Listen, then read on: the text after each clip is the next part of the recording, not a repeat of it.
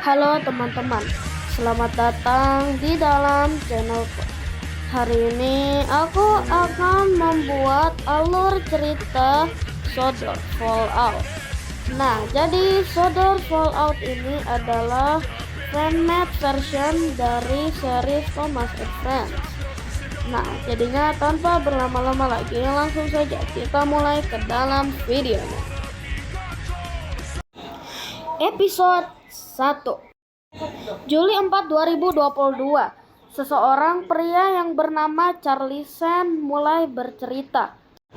Sudah 49 tahun sejak kejadian itu terjadi. Nah, kemudian kita dihadapkan pada Charlie Sen itu sendiri. Umurnya pada saat itu sudah 84 tahun. Katanya waktunya sudah hampir habis. Dia hanya tinggal perlu menceritakan cerita ini untuk menghilangkan dari hatinya sepenuhnya. Dia tinggal sendirian. Nah, pada saat itu istrinya sudah lama meninggal. Katanya dia tidak punya waktu untuk bilang selamat tinggal. Dia menderita Alzheimer. Jadi dia mulai kehilangan memorinya. Jadinya dia pun menggunakan ingatan yang dia punya serta dengan bantuan buku catatannya dari dulu. Nah, jadinya dia pun mulai menulis. From the pages that I can still read because you all need to know the truth about what happened all those years ago. Aku mengingatnya seperti itu terjadi kemarin, katanya. Itu pada tahun 1973. Pada saat itu sebenarnya adalah Maret 5 tepatnya. Dalam opininya saat itu adalah sebuah hari yang cerah. Nah, baru-baru ini Sir Topham Hatt, yakni si pengawas gendut, mentandatangani sebuah surat persetujuan untuk sebuah pembangkit listrik tenaga nuklir baru di Pulau Sodor. Nah, katanya pada saat itu kereta-kereta diesel katanya lebih sering pergi ke Vicarstown. Dan kini lokomotif uap menjadi lebih jarang untuk menarik kereta. Lebih tepatnya kereta penumpang. Ya, tapi Edward mempunyai pendapat yang sama denganku. Pikiran kami selalu positif pada saat itu. Maret 23 tahun 73. Seperti yang Charles bilang, dia pasti akan selalu menulis hal-hal yang dilihatnya. Dan sepertinya Charles benar. Pada saat Charles sedang berbincang-bincang dengan temannya Leonard tentang ulang tahun anak Leonard, kita dapat mendengar suara sirine dari jauh.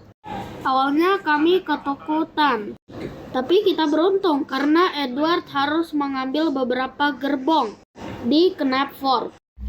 Kami mendorong trotol Edward, lalu kita melihat di jalan lain ada sekelompok pemadam kebakaran. He passed us when the line met the road side by side.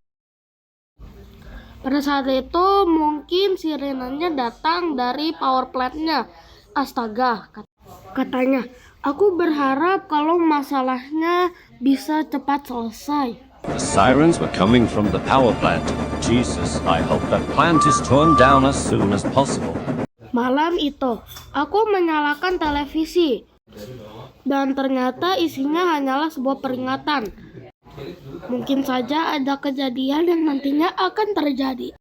Juli 4, 1973.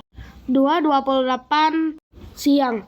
Sialan, aku tahu ini akan terjadi.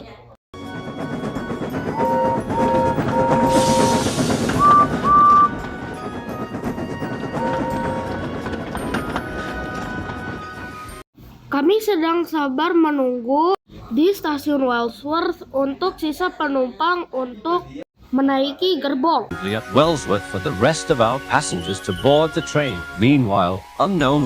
Sementara itu, tanpa sepengetahuanku atau Sydney, suatu kejadian akan terjadi di power plant. Jacob, What's the matter? Dennis just arrived and is ready to take the goods train. Is his train shunted?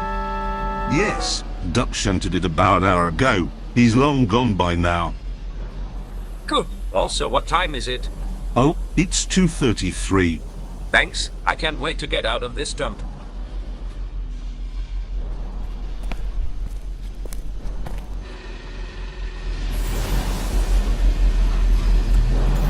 What the hell? Hang on, what's going on?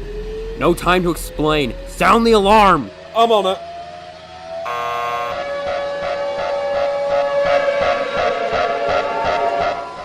Lalu sesaat setelah alarm dibunyikan,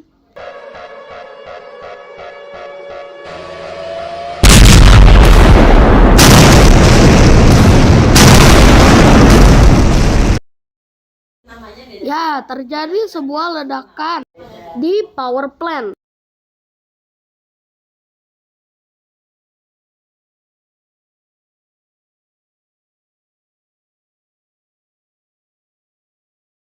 Charles dan Sydney sangat takut, terutama saat Sydney melihat semuanya.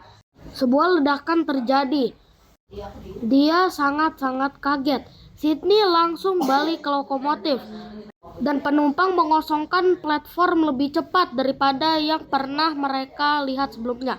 Penjaganya mulai mengibarkan benderanya dan mulai meniup peluitnya. Charles mulai melepaskan rem, menekan regulator, dan mulai berjalan. Mereka berharap kalau Cedric masih ada di boxnya. Kami kemudian mencapai kecepatan yang belum pernah kita capai sebelumnya, kata Charles. Phew, untung saja dia masih ada di dalam sana, kata Charles. Karena kalau dia tidak ada di sana, Charles dan Edward dan juga kru dan penumpangnya mungkin akan dibunuh oleh shockwave. Because without him, we would have been killed. He switched the points and shortly after we heard the honking. Kemudian kami mendengar Bertie, kata Charles. Rupanya Bertie juga berusaha untuk kabur. Namun sayangnya usahanya sia-sia. Dia tidak terlalu beruntung. Crashing. Edward mempercepat jalannya. Dia kemudian melihat Donald. Namun sialnya Donald tidak berada di jalan yang sama dengannya, melainkan dia berada di jalan yang salah karena dia menuju ke power plant.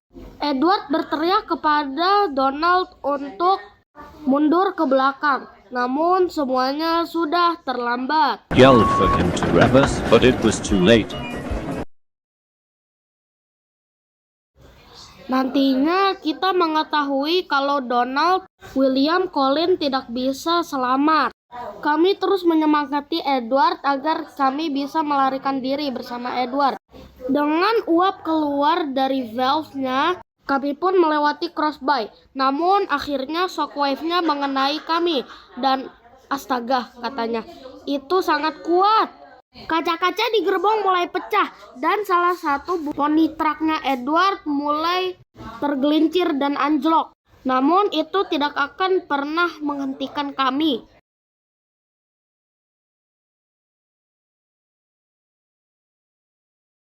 3:25 siang. Untungnya shockwave-nya tidak lagi mengikuti mereka.